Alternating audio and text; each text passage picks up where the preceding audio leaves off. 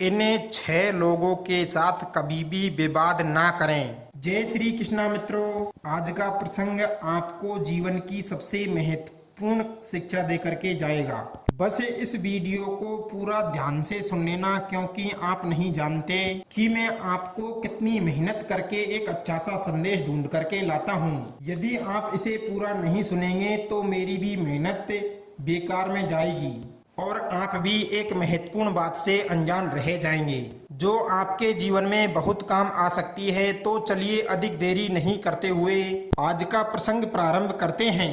किसी जंगल में एक सियार रहता था। एक दिन वो सियार घूमता हुआ एक नगर में पहुंच जाता है। नगर के कुत्तों ने जब उस सियार को देखा तो वे भूंसते हुए उसके पीछे पड़ गए। नगर से वो जंगल कुछ ही दूरी पर था। अब भाग करके वो इतनी शीघ्रता से जंगल में तो जा नहीं सकता था, इसलिए कुत्तों से जान बचाने के लिए वो पास के एक घर में ही घुस गया।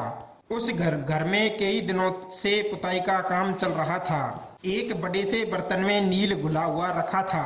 अपनी जान बचाने के लिए सियार उस नील के बर्तन में कूद गया।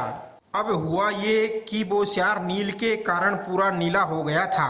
जो कुत्ते उसे मारने आए थे वो उस सियार के नीले रंग को देख करके उसे खूंखार जानवर समझकर डर के मारे भाग गई।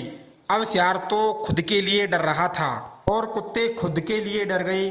जैसे तैसे करके सियार वहां से निकल करके जंगल की ओर भागा। जंगल में पहुंचने पर उसके नीले रंग को देख करके कोई विचित्र और भयानक जीव समझकर शेर, चीता, भेड़िया, लकड़बग्गे, जहां तक कि उसके जाति भाई बंधु सियार भी उसको देख करके जान बचाकर भागने लगे। वो जिस भी तरफ जंगल में चला जाता उसी तरफ का जंगल जीव जंतु और जंगली जानवरों से खाली हो जाता था।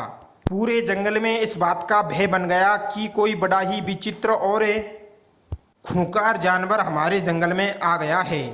उससे बच करके रहना, पता नहीं कि वो कितना ताकतवर है। अब से पहले हमने ऐसा विचित्र प्राणी पूरे जंगल में कभी नहीं देखा है। स्वयं जंगल का राजा शेर भी उसके डर से अपने प्राण छुपाए हुए बैठा है। और कहते भी हैं, शत्रु, अग्नि, कर्जा, बीमारी और बुद्धि बल को कभी भी छोटा नहीं समझना चाहिए। जो अपने शत्रु को छोटा समझकर लड़ने जाता है वो आग में जल पतंगे की तरह जल करके नष्ट हो जाता है। क्योंकि शत्रु दिखने में छोटा हो तो भी उसे छोटा नहीं समझना चाहिए, क्योंकि छोटा सा अंकुश विशालकाय हाथी को बस में कर लेता है। अब तो पूरे जंगल में हड़कंप मच गया था। सारे जंगली जानवरों ने मंत्रणा की कि ऐसे हम कब तक भागते रहेंगे, हम सबको इकट्ठे होकर के उसके पास में जाना चाहिए और उससे पूछना चाहिए कि वो कौन है और जंगल में किस उद्देश्य से आया है। हमको उसके लिए ऐसा क्या करना चाहिए जिससे कि वो हमें हानि नहीं पहुंचाए। दोस्तों, अब तो पूरे जंगल के जानवर इकट्ठे होकर के त्राहिमाम करते हुए उस नीले सियार के समक्ष पहुंच गए और दंडवत प्रणाम करते हुए उससे पूछने लगे, हे विचित्र प्राणी, तुम कौन हो और इस जंगल में क्यों आए हो और हमने तुम्हारा कौन सा प्रिय कार्य करना है। नीले सियार ने देखा कि उसके इस रूप से पूरे जंगल के जानवर भयभीत हो रहे हैं। कोई भी उसे पहचान नहीं पा रहा है। अब तो उसके अंदर और भी आत्मविश्वास बढ़ गया। अब तो वो नीला सियार समस्त जानवरों को संबोधित करते हुए कहने लगा, मेरी बात आप बड़े ही ध्यान से सुनो। मैं अभी ब्रह्मलोक से आया हूँ। विधाता ब्रह्मा ने मुझे बना करके मुझसे ये कहा था कि देखो, जंगल का राज्य चलाने में सिंह असमर्थ है। वो समस्त जंगली जानवरों के साथ में भेदभाव भी करता है। इसलिए तुम जाओ और वहां पर जाकर के जंगल के सभी जानवरों पर अपना शासन करो। शेर को बुरा न लगे इसलिए तुम उसको अपने मंत्रिमंडल में शामिल कर लेना। चीते को अपना सेनापति बना लेना। भेड़िए और लकड़बग्गे को अपने सेना में भर्ती कर लेना। हाथी, सूअर, बिलाव, घोड़ों को अपना नौकर बना लेना और जितने भी सियार है उनसे दूर रहना।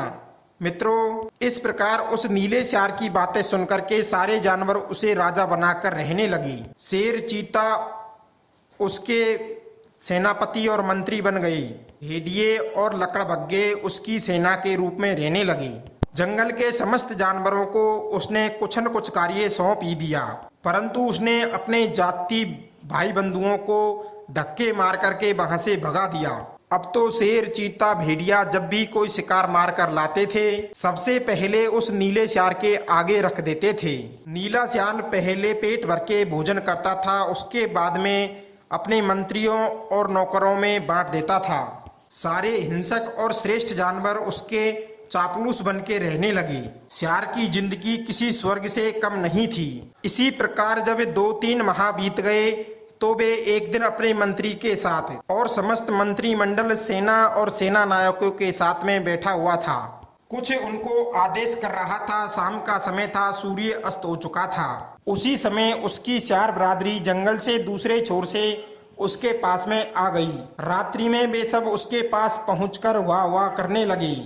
सियारों के इस प्रकार चिल्लाने की आवाज को सुनकर के वो भी आनंद में झूम उठा और उससे रुका नहीं गया। वो अपने समस्त दरबारियों के बीच ही वाह वाह करने लगा। सियारों के सुर में सुर मिलाते हुए देख करके शेर, चीता, भेड़िया समझ गए कि यह कोई विचित्र प्राणी नहीं है, बल्कि यह एक सियार है। इतने दिन से हमें अंधेरे में रखते हुए यह हम सबको डराता रहा और हम सर्वश्रेष्ठ जंगली जानवरों से अपनी सेवा करवाता रहा।